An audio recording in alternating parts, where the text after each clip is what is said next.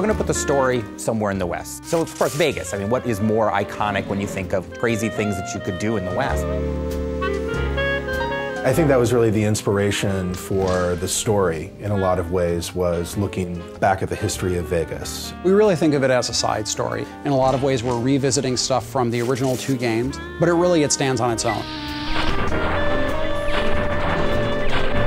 The first thing our creative lead and our project director did was they sat down and they sort of examined what sort of themes they wanted to explore in New Vegas. Every Fallout game pretty much starts with war. War never changes. And the idea behind that is really that humanity has this unending appetite for killing each other.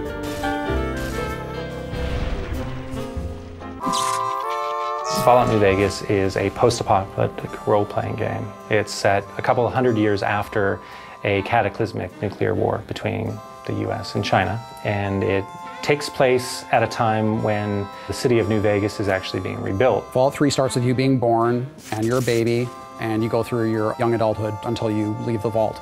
In New Vegas, we wanted to say you start the game in a very Vegas sort of cliche style almost. You are shot in the head and dropped in a shallow grave, so it starts with essentially your would-be death. After you're shot and left for dead in a grave, you know, you might have some desire to go see what the whole murdering business was about and why he wanted you dead in the first place. In the course of trying to resolve that one conflict, you get pulled into larger events. So in this case, you're trying to find the people that killed you and what they were trying to get from you. In this case, it was a package you were carrying.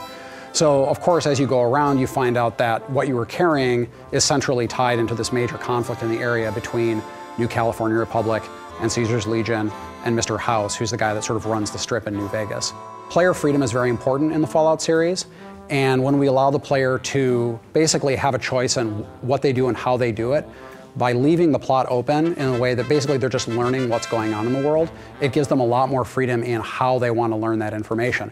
The environment is genuinely reacting to what you do as the player. You have a pretty extraordinary amount of control over the outcome of the game.